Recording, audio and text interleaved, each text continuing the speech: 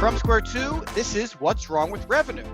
I'm Mike Lieberman, CEO at Square 2, and along with my longtime friend Eric Kalis and co-founder at Square 2 and six-time entrepreneur, Eric and I will answer the questions CEOs have every single day. What's wrong with revenue?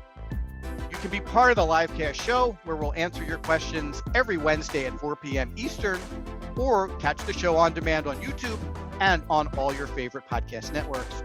Also, check out all our audio and video content on Square 2 Plus at the square2marketing.com website. Enjoy the show.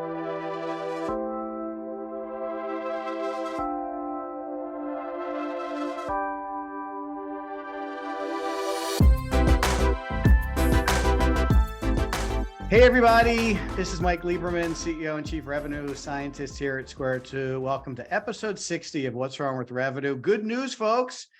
My longtime friend and business partner and co-host of the show is back for the final show of the year. Eric, welcome back.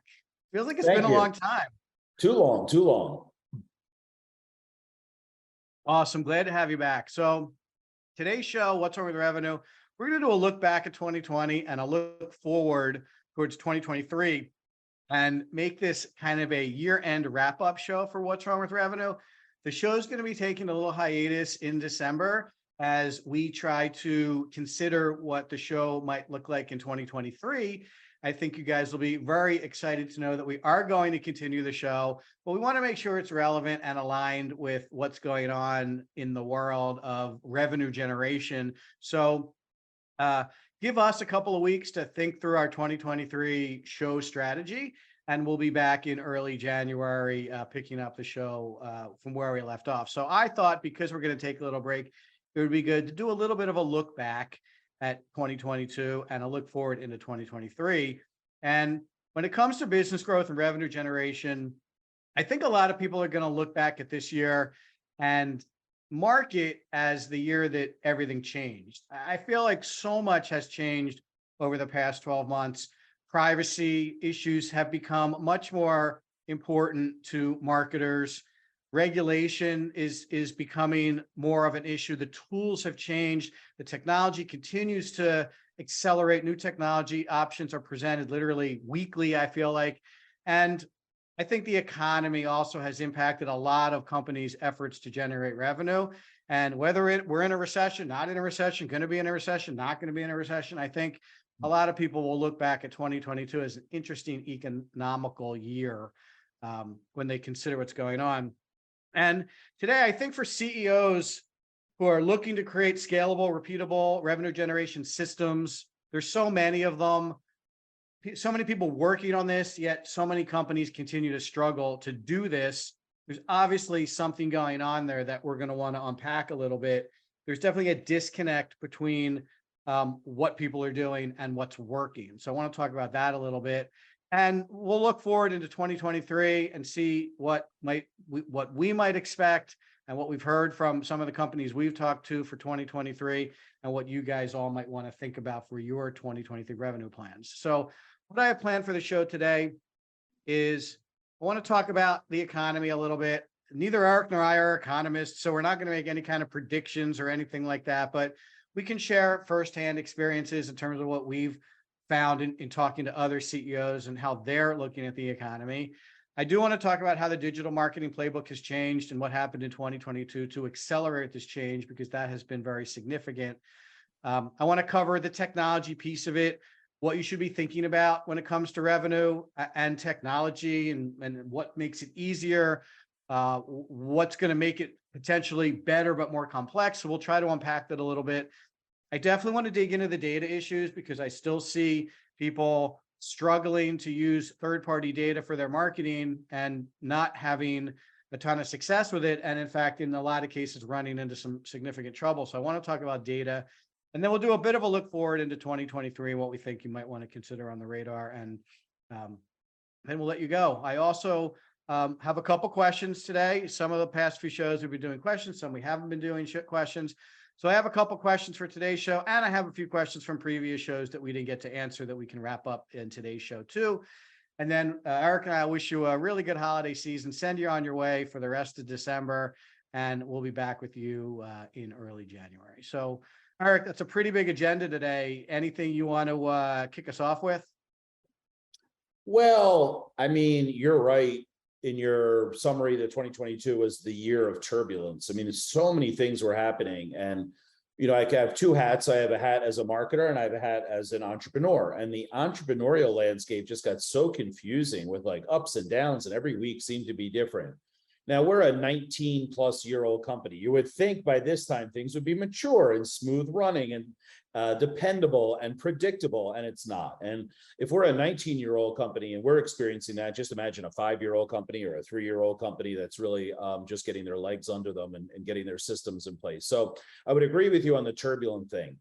I think, yes, we're not economists, but we can see what's going on. I think a lot of people got their PPP and ERTC money, and they were like, oh, cool, like, what should we do with this extra money in order to not only prop up our business, but drive it forward? And there was a lot of confusion about what to do with that as well. Because if you don't have your budget, I think you're extra careful about spending. But I think a lot of people blew some of that money on like paid advertising and maybe did some things that weren't quite as appropriate or aligned with their overall strategy because they had the money, and that was challenging as well, because if you don't get the return, you don't get a refund on your money. It's just blown forever. And then I do think that you're right. Things like privacy and government regulation have all of a sudden changed a lot of the things. I mean, how basic is it to get someone's email and send them a few emails to establish the case while you're the obvious choice to do business with? And now even that's challenged. We're like, one of the basic nurturing strategies that we use in digital. So you're right. It's a big bowl of spaghetti. And I think that 2023 requires some elbow grease, meaning that you can't just like put your head in the sand. You got to lean into it. You have to have your people test more things. You have to see what's appropriate for your target market, your offering, your budget, and so forth. And that testing is just going to lead to more questions or lead to other things that you might want to explore. So my viewpoint is, kind of tighten your seatbelt one extra notch for 2023, because it might be a little bit turbulent there as well. Yeah, I agree with all of that. And, if we want to do a quick, I talked to a decent amount of analysts over the course of, the quarter, and a lot of them ask me about these economic conditions, and I always tell them, like, I don't really know is the honest answer to like what's up with the economy. I can tell them whether deals are going more slowly, but I don't always think that has anything to do with the economy. I think some companies are just, have longer processes to make selections. And so, I try to be honest with them. So, it does seem like in general, the economy has scared some folks. And I think 2022 kind of reflected that a little bit. I'm not sure whether that'll continue into 2023, but I think it would be safe to say that it's probably not going to get better. Probably will be similar, if not a little worse. I know a lot of software companies have taken the opportunity to lay a bunch of people off. I feel like they probably were overstaffed anyway, and probably were collecting people when it was a hiring frenzy back in late 2021. And now they're looking at this as an opportunity to pare back a little bit. So I'm not sure those companies are really in trouble. Which is why it's so difficult to measure what's going on in the economy. Like every day you read a different article by a different person, and they seem to have a different perspective. Some people say yes, recession. Some people say no recession, but it's going to be hard. Like, I don't know. I think Eric is completely right. Is you got to just, manage your own boat here, and you got to make good, smart decisions for you based on what's going on in your business, and try not to get distracted by what a lot of people are saying, other than to use that data to make a good decision as it relates to your business. I don't know too many people who are able to look in their crystal ball and tell me what's going to happen next year. So you have to just try to make good decisions like you would normally.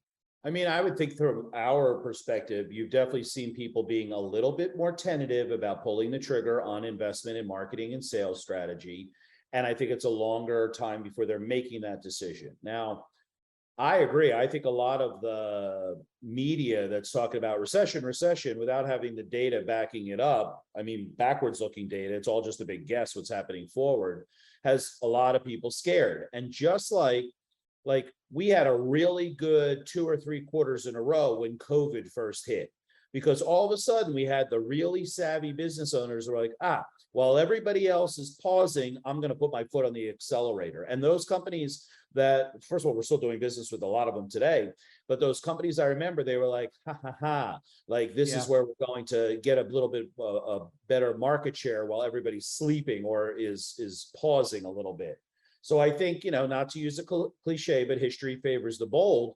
The clients that we have that are forging ahead are going to be in a great position in 2023 because they have more reach. They've created more content. They're engaging with more folks. They have a larger database. They've, cleaned up some of their things. They've added things that they didn't have before. So I would think that if you're an understanding that business goes through ups and downs as a regular component, not to go crazy, but to keep moving forward, whether it's up or down.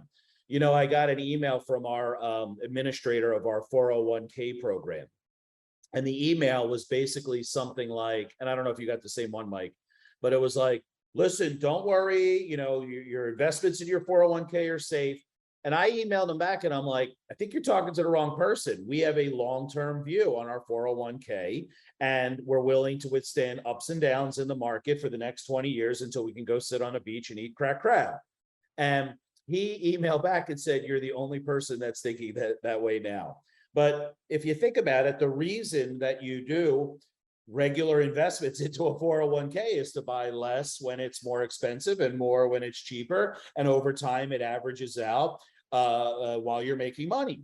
And I think it's the same with sales and marketing and companies like ours. Like, keep going. If you have, I forget who wrote that article, but it was about making decisions with a 10-year time horizon. When you make decisions with a 10-year time horizon, it's completely different than, oh no, the first quarter of 2023 might be rocky, we shouldn't do that. But if you're like, we're going to be the best IT company in our space 10 years from now you would make smarter investments that are long-term oriented. So I would hope that people would be talked off the ledge a little bit because they're reading too much media and focus on what's going to work for their business on more of a long-term, maybe not 10 years, but 3 years, 5 years.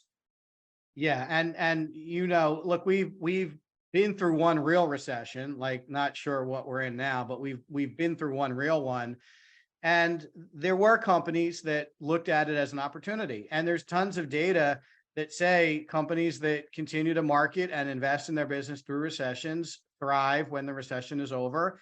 And those that don't tend to catch up, tend to have to catch up. So I think there's a lot of data that should support continuing to move your program forward. And then on top of that, like, it is very much about when you get started and how long you've been doing this. If you started 3 years ago and you're still running a highly invested in proactive set of marketing executables, you're doing better today than you were 3 years ago, right? If you just start today, it's going to take you time to get that up, to get the strategy in place, to get the assets created, for them to start to get traction. Like, just takes time to do this the right way. So there's never a wrong time to start this. And in fact, like to Eric's point, the people that decided COVID time was the right time to start it are now reaping the benefits of that. And I would give you the same advice today in terms of like the economy. Like, you just gotta, at some point, you got to get started. The longer you wait, the farther away you are from where you really want to be. So just get started and deal with it is always what we tell our clients and prospects. Yeah. I mean, I don't think we had the worst ding to our revenue growth in the 2008 recession. The COVID generated one in 2020 was actually just a blip. I wouldn't even call that a recession. Yeah. You're right. Yeah, that was like a good 6 to 12 months of pain, and clients really, or prospective clients really not making decisions. And yet, when you look back, we survived and we kept plugging forward. So I don't know. I guess the more seasoning you have, the more you realize it's just the basic ups and downs of business. But a lot of people talk about it. And because the decision-making crew has expanded from 2 to 3 to 7 to 10, you got a lot of people feeding into one another. Well, maybe we should hold off another quarter. And if you're doing any kind of strategy and planning, you would know that, hey, if we want to hit our 2023 goals, we cannot put our foot on the brake. Right. Yep. That's probably the best advice we've had yet in this show. You gotta keep putting gas into the car if you want to get where you're going. For Well, sure. nobody's suspending their accounting program. Right. Yep. That's true. Yeah. All right, let's shift gears a little bit and talk about this playbook, digital playbook issue, because that's a big thing for 2022 also. You know, you and I have been talking about this for most of the year, but we went to Inbound, and they probably one of the largest and most successful marketing and sales technology companies literally stood on stage in front of 10,000 people, 5,000 people, Yeah. and admitted the current digital playbook is dead. And there's a real vacuum in terms of what to replace it with. Now, they had some ideas, which is nice, and we've been kind of talking a little bit about some of their ideas. But I think if we look back at 2022, this was a big realization for me specifically, but I think for a lot of people. When you look at your inbox, it is filled with garbage. When you look at your social streams, you know, it's generally filled with garbage too, you know, unless you like a video of a Jeep tipping over or a video of someone hitting a crazy golf shot that skips across the water. Like, yes, those are entertaining, but generally the feeds are really cluttered with a lot of garbage. And, you know, there's a saying that we don't like to repeat, but I will for the sake of the show: marketers ruin everything. Congratulations, we seem to have done it again. We really have made it much more difficult to get in touch with people, and the ways we used to do it are really not working anymore. Organic search is much more challenging than it used to be. Social media is much more challenging than it used to be. Email marketing is really like a tactic that I wonder whether we ought to even be doing it or not. You know, list sizes are not going up, they're going down. I've seen so many people using this email tool that basically says, if you want to talk to me, donate to my charity, which I think is cute for them to collect money for their favorite charity, but they're literally recognizing the amount of spam they're getting and the amount of unsolicited emails and trying to turn that into a positive for themselves personally. So kudos for them and the company that came up with that idea. I think that's brilliant. But again, it's making it really hard for marketing people to get in touch with prospects. So I know I'm going to look back on 2022 and be like, yeah, this was the year we had to really rethink everything. And it's not going to be reimagined in a week or two. This is something that's probably going to take marketers a good year or two to figure out. I know we have some ideas around it. I'm sure a lot of agencies have some ideas around it. I know, you know, HubSpot has some ideas around it, but a lot of what you've been doing is you're probably frustrated with its performance, and I would expect that to continue next year as well. Really got to start thinking out of the box a little bit in terms of how you connect with your prospects. Well, let's just go down that road a little bit further, right? Thinking out of the box. So what's thinking out of the box, right? Doing something a little different than the competition is doing. And I'm looking at 2023 with like a catchphrase of back to basics. You know, there's so many companies that still don't have a differentiation strategy. They don't have a big story. They're not targeting the right people. They're spending money on paid because they feels good to say we're doing something. But, you know, when you go back to basics, if you have a company that everybody in your industry is talking about because you're doing it completely different than everybody else, you know, that seems like you should return to that. And that doesn't cost any money. That's just some brainstorming and perhaps a little bit of, you know, market research by testing your new message or story. There's also the pivot, meaning that, well, we used to sell 50-piece packs. What if we broke it into 5, 10-piece packs and had a lower price, even though it was the same product? You know, there's different ways that you could go to market that don't have to be with, I'm paying $10,000 a month for a paid campaign on LinkedIn that's not performing. So there's a little bit of that, you know, thinking out of the box means let's redo what we talk about and how we say it. I know for our firm, we're working on a different delivery way that might match up with someone who wants to try different things or expand and contract more freely as opposed to a lockdown retainer, right? I don't know if it's perfect, but at least we're moving forward with new things and thinking outside of the box. I don't think that companies in general spend enough time strategically developing their go-to-market story and who they're attacking and working on that until they got something that everybody's buzzing about. I think that they just kind of rely on the tactics. And we often talk on this show specifically about stop doing random acts of marketing, but that still is prevalent. if we could just pull back from the random acts of marketing that aren't working and invest a little bit more in a strategy to separate ourselves from the competition, that actually might be enough to generate the shortfall in leads that we have because the tactical things like campaigns aren't working.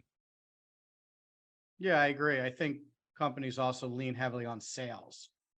Make more calls, hire a couple more reps. And I throw that into the old playbook. We talked about digital marketing playbook, but I think the sales playbook is also broken. You can't, making more calls doesn't mean you're going to get more opportunities. Well, let's talk about that as well, right? So if it's 2023 and things are a little bit unsettled, and I'm like, you know what I'm going to do? I'm going to look at the buyer's journey from the first time they hear from my salespeople until the deal closes. And I'm going to work on making that such a remarkable process that I'm going to get my close rate up from 25 to 40%.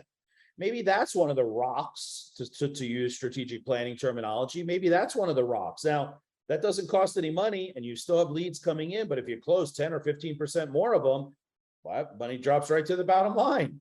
So, nobody thinks that way. They're just like, oh, the salespeople are doing what they're doing and hoping that they hit the number, as opposed to, hey, everybody, we have tough times here. Let's see if we can close more deals than our competition. That will really help us in 2023. It actually would be refreshing if someone actually asked us to help them with their close rate. I'm still just shocked that no one ever pays any attention to that number. There's no conversation about, well, what can we do to make that number higher? Everyone kind of just accepts it. Like I can't think of a single client that ever, without, obviously we talk about it with them. And sometimes they're like, yeah, like that would be great. Can you help us with that? But none of them proactively look at that as something they need to improve. That still is startling to me, given what's going on with business. I'll give you another one, Mike. How about in 2023, you really lean on developing a better relationship with your existing clients and squeezing more revenue out of them? Create a community, add more content for them, cross-sell and upsell, educate them on different things they should be considering, right? Everybody comes to square two and they're like, we need more leads. And we're like, do you need more leads or do you need more revenue? Because if you need more revenue, it's a lot easier to get it out of your existing customer base than it is to go find some new people. And you're right. Nobody ever comes to us and says, I really want you to help me attack my existing database and sell more to them. Like literally not one person ever says that. Right. Again, yeah. I mean, that is also shocking. But again, like we do often recommend that they consider that. But you're right. It's never what they come to. It's never the pain that they come to us with. It's always just get me more leads, right? More new business leads. Yeah. I think that's a really good point. It's not just the digital playbook that's broken, but it's like the general go-to-market revenue generation playbook needs a complete revamp going into 2023, I think. It needs to be focused. It needs to be narrowed. It needs to be reduced so that it's very clear exactly what we're doing in 2023. I just think that so many different marketing departments have their fingers in so many different tactics that one, they can't keep up, and two, they can't get the insights from the data on what's working and what's not. So they just keep throwing money at the problem, which ain't going to happen when the PPP and the ERTC money runs out. I'll tell you that. Right. And I also think that's a reflection on not knowing what to do. So when you don't know what to do, you end up just trying to do the same things over and over again, hoping to get better results. And that's not really the way. If you peeled one level of the onion down, that's a leadership conversation, right? Who's leading the strategy for driving revenue at your company? If you leave it to the second job at a college marketing assistant, you're not getting that. You might get beautiful tactics, but they won't be stitched together in a strategy that'll actually move the needle for growth. That's where I think that a lot of companies are very frugal with their budgeting, is to not have someone focused on hitting that number and how are we going to do it and who's going to help us and what are we going to do to get there. That's something that's missing. And it's amazing because, you'll spend $200,000 for a top level production manager, but you won't spend $200,000 to bring in new clients to feed production, right? And I don't know why that is. I really don't. It seems when you talk about it in a forum like this, it makes so much sense, but people just don't grab onto that. No, they really don't. All right, let's talk about technology because, again, the world's changed. There's so many things that you have to do to make this work. Like we kind of brush over it often because to us it's second nature. When we talk about tactics and campaigns, like seems so simple. And I think when people hear us, they think about it in simplistic terms, but the tactics and campaigns you're running today are highly orchestrated and need to be automated and personalized so that they perform better. And there's just no way to do that without some kind of technology. So I know at Square Two, technology is one of our pillars that we work with all of our clients on. The technology market has not gotten simpler, it's gotten more complex. There's a lot more tools to choose from. There's a lot more people selling marketing and sales related software to people. I think a lot of people are confused. A lot of ERP vendors have sold clients marketing and sales add-ons to their ERP product that don't really do what they should be doing. So you have a really cluttered and confused market around the technology and the tools you need to execute some of the things we're talking about. So I think going into 2023, that's probably not going to get any better. I think there are a lot of companies who are kind of hopping on the bandwagon around sales and marketing automation tools. So I don't think that's going to clean itself up at all through acquisitions or consolidations. I think it's going to be a continually cluttered space. But I want the audience to understand that you can't do what Eric and I are talking about without technology. And the simpler your technology and the simpler the deployment, the easier it's going to be. And by easier, I mean, the more time you'll be able to spend using the tool to help you get better results than you will trying to get the tool to work right.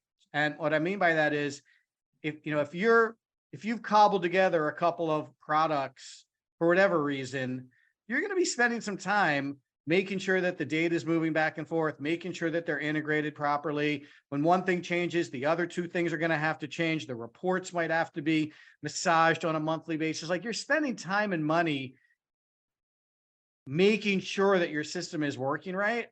And I think our guidance would be going into 2023 and looking back on the mistakes we've seen in 2022 is you're going to be better off with a product that works seamlessly across all of your revenue areas, sales, marketing, sales, and service. And there are a number of those. I'm not going to promote a specific one, but when products work together, you're investing less money in keeping them working right. You're investing less money in the people who are going to help you run them. And you're putting all that money towards the tactics and the effort to actually produce results as opposed to supporting your technology. Anything you want to add to that?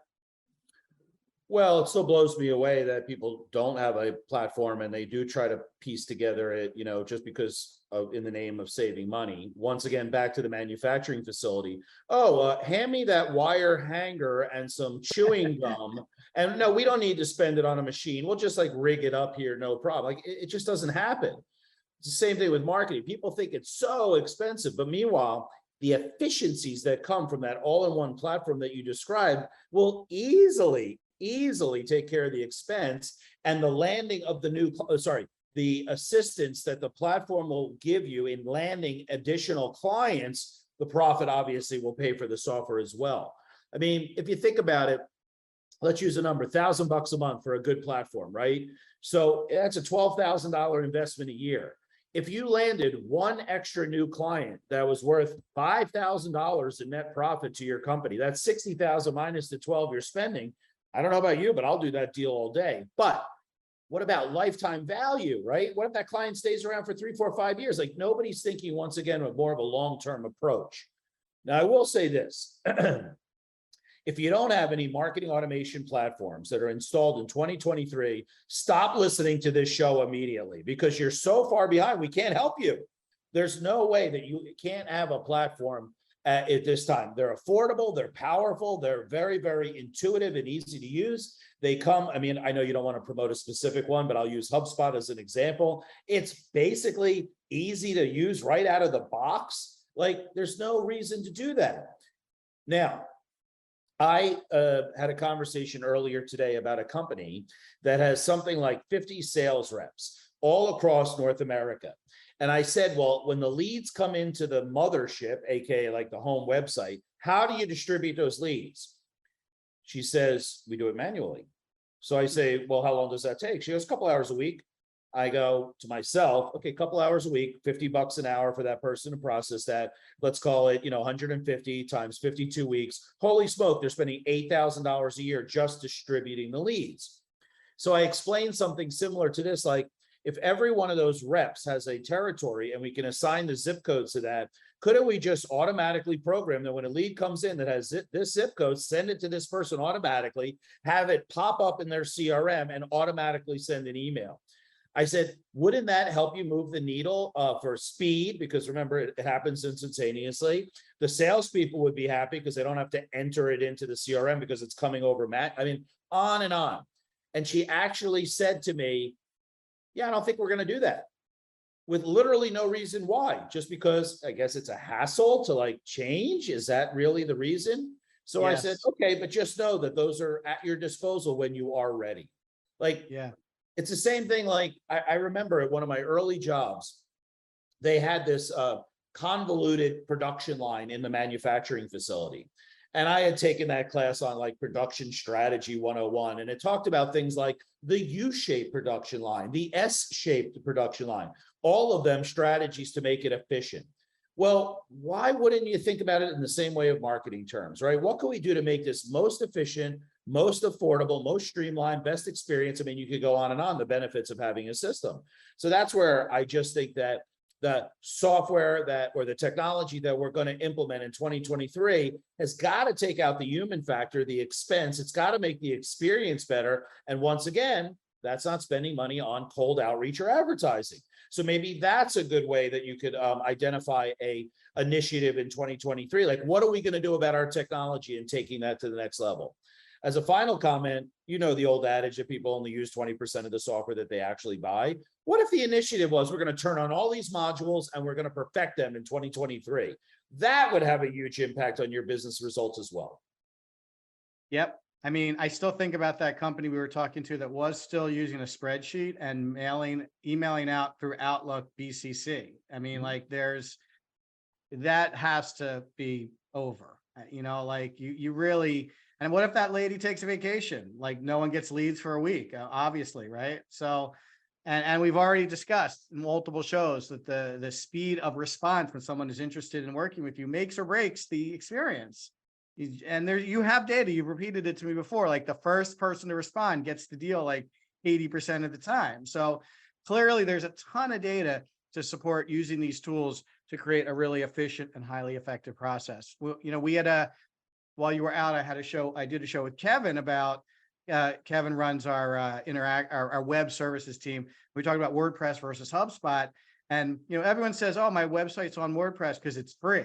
And they think that's like a big accomplishment. But, in reality, when Kevin kind of diagnosed really what that means, it's probably more expensive to buy the WordPress plugins and run WordPress the way you should than it is to use the HubSpot CMS. So, you have to look at your technology objectively. And I don't think really anybody who's saving money by choosing a cheaper product is actually getting a better experience or moving their revenue generation system forward in any stretch of the imagination. So I concur. Big initiative for 2023 would be to look at your technology and make sure you're using it correctly, make sure you have the right tools. And if you don't, let's get them installed and get everybody using it. So let's talk about data. This has been a big issue in 2022.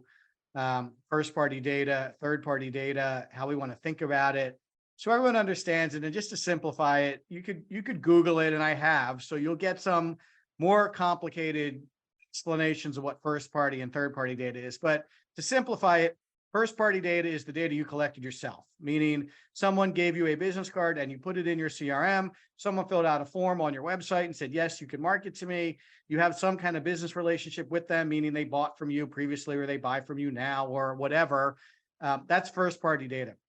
Third party data is data you've bought or someone has given you or you've collected without the authorization or the business relationship that I described with first party data. If you go to a trade show and someone hands you a list of registrants, that is third party data. You got that because you paid to be in the show. If someone comes to your booth and hands you a business card or says, yes, scan my badge, yes, here's my information, I'd like to talk to you, that is first party data. So, understand the differences there. It is going to be, it has been this year, very difficult working with third-party data. We have a lot of firsthand experiences with third-party data providers and with clients who have had third-party data. And it is extremely challenging working with that. And that is only going to get worse next year. There are a lot of hidden risks associated with third-party data to the point where you could have your Google Suite shut down, you could have your ISP suspended, you could have your marketing automation platform shut down. You could be asked to remove massive amounts of contact data from your database. And it is relatively easy to step in that hole and find yourself in that situation.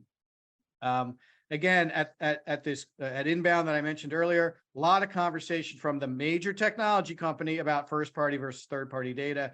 And they are really encouraging people to lean into first party data. And Eric and I are also, as is we're to with all of our clients, you have to get good at collecting this information on your prospects on your own, as opposed to relying on purchasing it from other people. I know it's a very enticing shortcut to buy a list or to buy a database and get all the names you want and start emailing those people. But I can more or less guarantee that you will at some point get into some kind of trouble with that approach. This is a wonderful segue to announce my new business, Second Party Data Incorporated. See me after class. Right. Or like 0.5 party data, right? Yeah, I Better than mean, first party. it just seems so easy. We'll buy a list and we'll blast them. I mean, it just doesn't work. Plus, I have this conversation frequently. Raise your hand if you like to be sold to. Nobody ever raises their hand, right? Nobody ever wants to be pitched on LinkedIn. I know I'm interrupting your busy morning. What? Why would you even say that, right? I mean, it's so messy right now with third-party data and reaching out cold. So there's got to be a better way. Now, back to the theme of back to basics. If you're really doing something special in your industry, people are like, maybe I should check that out. There's collecting all the first-party data you want. Yes, which brings us to an interesting topic that I know we've kind of talked a little bit about. I think we're going to talk about it a lot more next year, but this concept of community, right? I did an interesting interview this afternoon with Gary Pica, right? Created a community long before a community was even a thing, which is why I interviewed him, because I thought it was really interesting that he kind of recognized that as an opportunity even before anyone else was. But today you see these communities, they're popping up all over the place. HubSpot announced they're basically creating a LinkedIn competitor, right? Connect.com. They're going to build a community of HubSpot users, friends of HubSpot, inbound aficionados, and they're all going to hang out at this website, Connect.com. Sales Hacker did a wonderful job of creating a community of sales professionals that wanted to be better, right? And these are all businesses that ended up being monetized in a really effective way because the community was not about what they were going to buy. The community was about learning and connecting and being with other people like themselves. And this is exactly what Gary said. He said, the MSP market is filled up with business owners who are alone in their businesses and they're beaten down a lot. And they wanted to hang out with other people like themselves. And he talked a lot about how when they got together, he made it seem like the outside world was beyond the doors, and inside here, it's safe to talk about all the things that are challenges, and we're all going to work on them together. And you're going to be better when you leave your interactions with his particular company and his particular community. So, back to this first party data thing, if you can create this feeling of a community, you will get a ton of first party data. And if you're smart about what you do with that data, you will have an unlimited amount of people who could potentially buy something from you, whether it's your products or some educational information or something else, TBD. I don't think it really matters, but you'll have all of your personas, all of your prospects, all of the people that look similar to the people you want to sell to in a community that you will, in essence, control. And I think this, in my opinion, is really what the marketing and sales playbook for 2023 has to start looking like. I don't think it will be done in 1 year. I think it'll evolve over a number of years. But I think this idea of attracting like-minded people to this group and giving them something that they find valuable is how you're going to attract people to your business. So this is directly related to this data issue, because that will be first party data.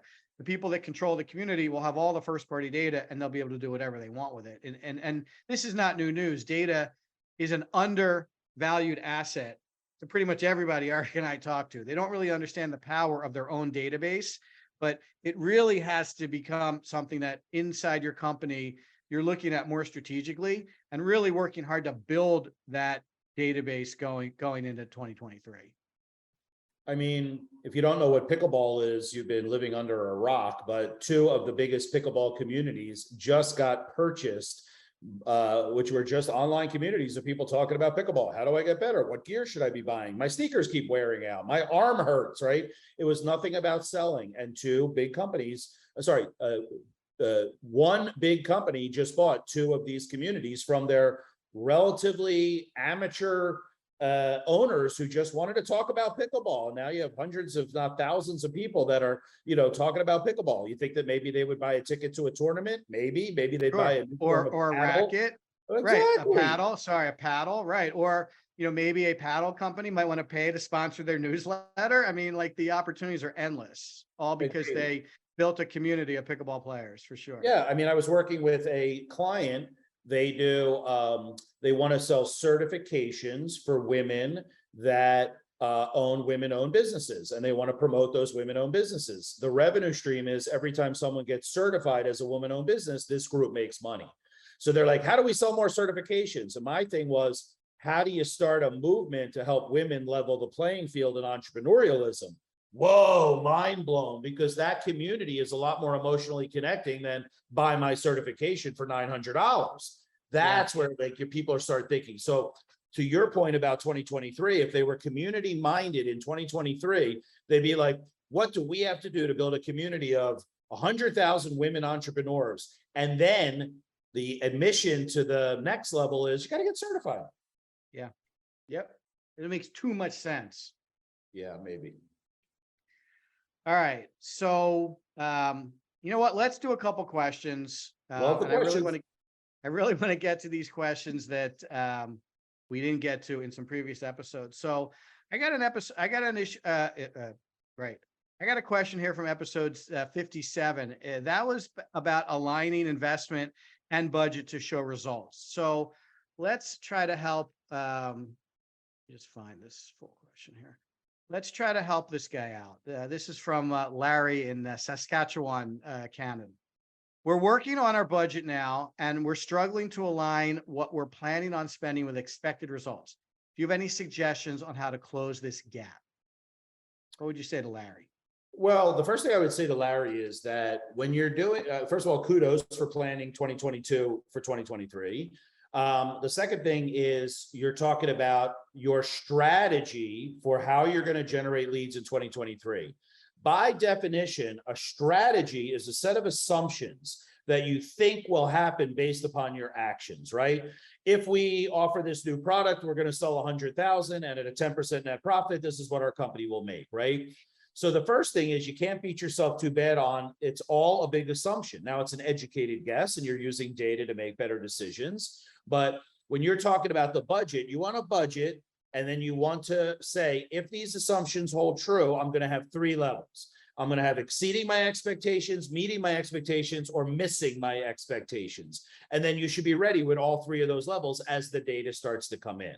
So from like a budgeting and alignment perspective, I would say, Larry from Saskatchewan, it's a big guess, but it's an educated guess. And if you're not looking at the data every single month, if not every single week, depending on what data point you're looking at, then you won't know whether your assumptions that you made strategically in 2022 actually gave you the return you were looking for in 2023. That's the way I would approach it when it's like worrying about, is our budget going to return? Larry, I don't know what your business is, but you're an expert in your industry and you know better than anybody what would happen if you made these changes. Make those assumptions and then kind of carry it all the way through and see if those assumptions hold up. Now, here's the beautiful thing about being an entrepreneurial or mid-market company, Larry. You can pivot. If you find something in the data that shows you something you didn't expect, pivot. If the results are poor, pull back quickly and don't blow the money on the whole year. And that's where a lot of companies don't spend enough time on data analysis, tracking, and testing to see if their assumptions are going to hold up in the strategy they originally created. That's really good advice. I'll just add, you could spend the entire year working on this exercise. I think you put as much time into it to feel like it's as close to being done as possible, and then consider it done. Eric's right. It's never going to be perfect. You're never going to nail every single aspect of this, and no one should be expecting you to either.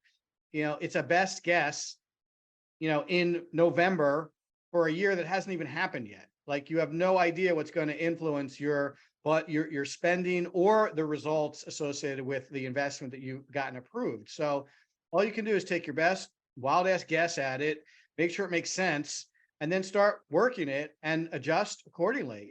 It's not supposed to be a control mechanism. It's supposed to be a guide. It's supposed to guide your spending around expected results. So think about it like that, and maybe you're done already. My guess would be, without even looking at it, that your expected results is probably already better than 90% of the companies that we work with who have no budget and no expected results for the entire year. So you're way ahead of the game. Get it approved and get working on it. Yeah, make sure that leadership understands, hey, we have our best set of assumptions that this is going to happen, but we have to be patient to see if the data comes in, what's working and what's not. Do not pull the plug after a week because you're not getting the results you're looking for. You must carry it through. Good. All right. I got another previous episode question. This is from Jeff in New Jersey, episode 58, what to expect from a revenue generation effort show. So his question is, we've been working on lead gen, demand gen for about 3 months and haven't seen any measurable results. Some, but not enough to call it successful. Is this long enough of a trial? What do you think about that? No, right. The answer is no. The answer is no. Yeah. But so like 3 months could be frustrating. You're just reaching that point where, oh man, we spent X amount of dollars and we haven't really got anything back. But back to the tracking and testing conversation. Well, we're not quite getting the results we get it, but this little area right here shows some promise.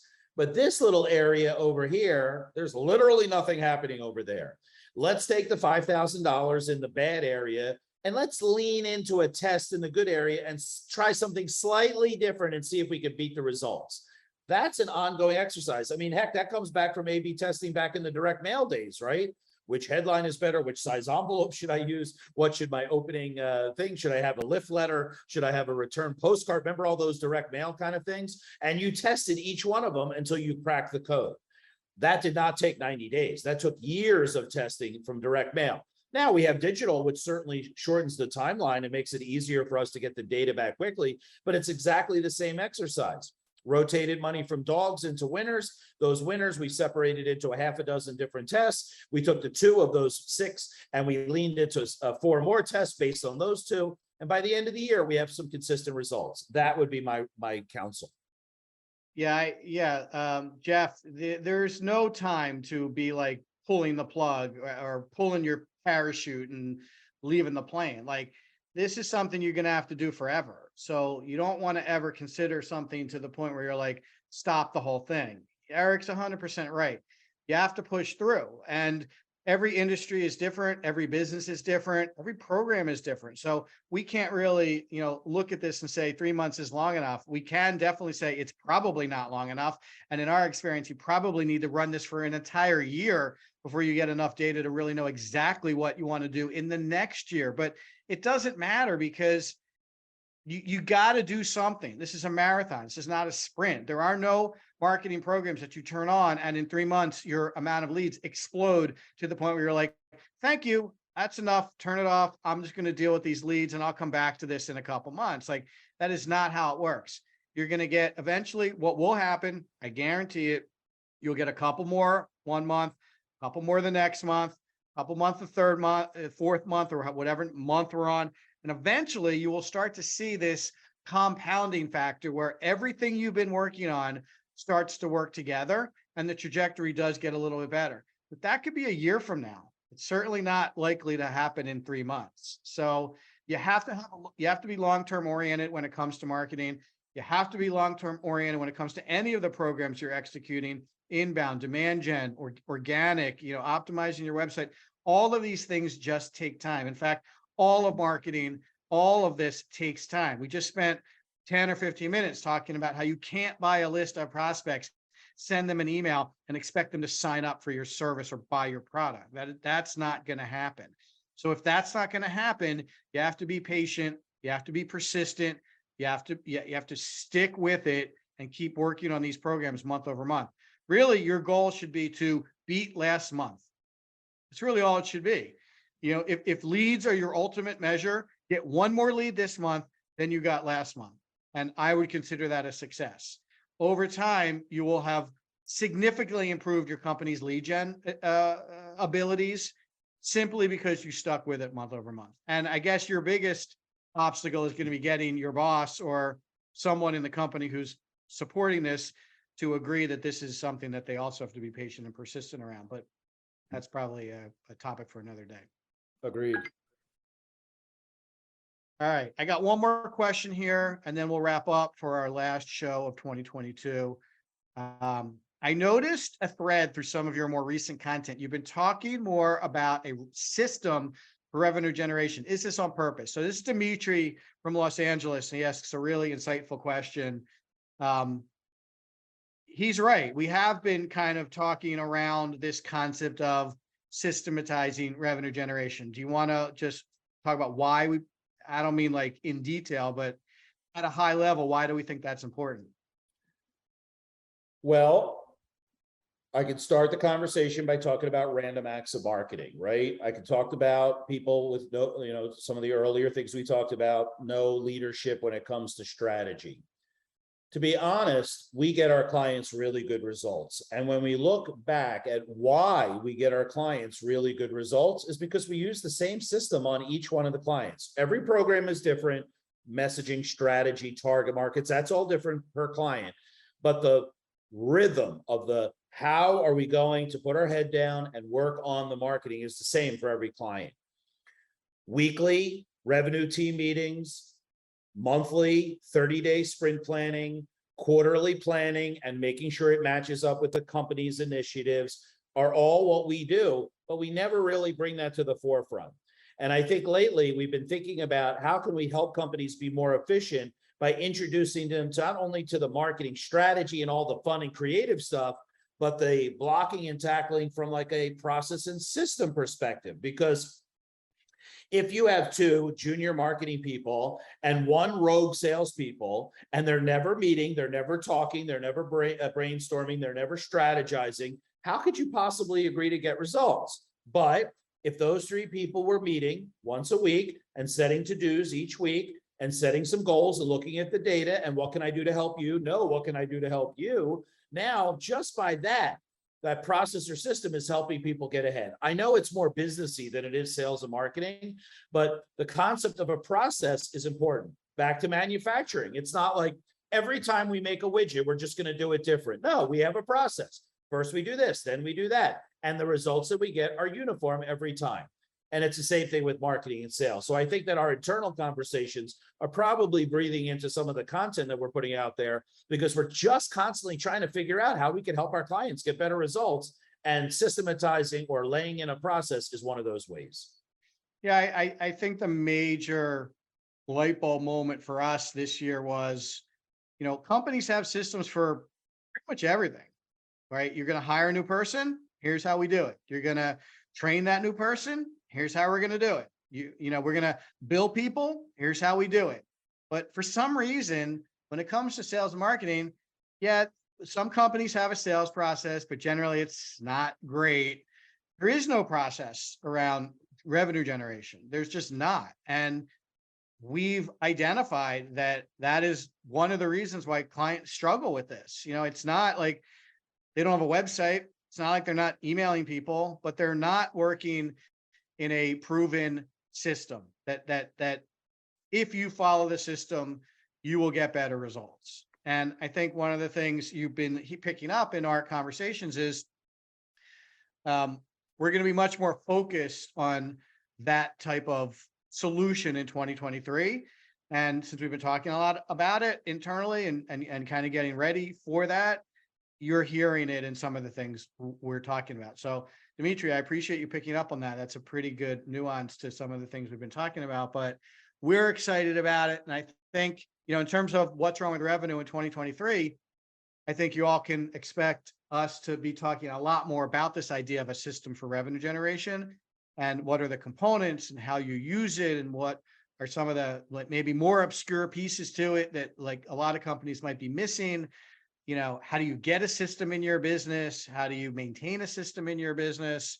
There's a lot to it. This isn't the kind of thing that you purchase on the internet and off you go. It's going to take a lot of work to install this in your business, but there are many other examples of similar systems that companies use to run their business, and they're highly successful. So it's not like we're just coming up with this out of the blue. We're modeling this based on other similar business systems that companies are already using. Yeah, look at top grading, right? It was the first real HR process or system to make sure you hire the right people. Right. HR is a lot of touch and feel. Oh, this person feels like they would fit. But top grading was the first system that actually had objective milestones that would help you make sure. It had tools in it that you used over and over again on the same people to make sure that you were qualifying the people correctly and they were a cultural fit. I mean, I don't know, I'm not an expert in top grading, but I do know that rather than being willy-nilly about the people you're hiring, if you use a system like top grading, you're just going to get better results. Yeah, it's a really good example. Awesome. All right, so with that, let me wrap up. I really neglected my normal intro at the top of the show, so I'll remind everybody, if you want to take a look at the show, head on over to YouTube. The Square 2 Marketing YouTube channel has all the What's Wrong with Revenue shows on it. This show will be up tomorrow morning for you to take advantage of it. Like it, subscribe to it, leave us comments. We really appreciate it. If you want to check out the show, we have a What's Wrong with Revenue page on our website. At the bottom of our homepage, there's a link. Click on it. You'll see up-to-date shows there. You'll be able to subscribe to the show, which means we will email you advance notice of upcoming shows, and we will directly email you the show after it's over. And you can also submit questions right there. If you want to join us live, you can also get a calendar, an item on your calendar for Wednesday at 4:00 to join us starting in January. So if you're into podcasts and audio content, you can also get the show on all your favorite podcast platforms, Stitcher, iTunes, Apple, and Podbean. And last but not least, the show is also at Square 2's free streaming service, www.square2marketing.com/Square2PLUS. You can get all the shows there and all of Square 2's audio and video content. So thanks everybody for joining us. Thanks everybody for a great year, Eric. Thanks for stopping in for the last show of the year. And we will be back with you guys in January. You'll get some emails about the new show schedule and anything else associated with the show. Just remember, it's a marathon, not a sprint, and we got your backs. Everybody do the best you possibly can, and we'll see you in the new year. It's good advice, and have a great holiday season. Thanks everybody for joining. Bye-bye.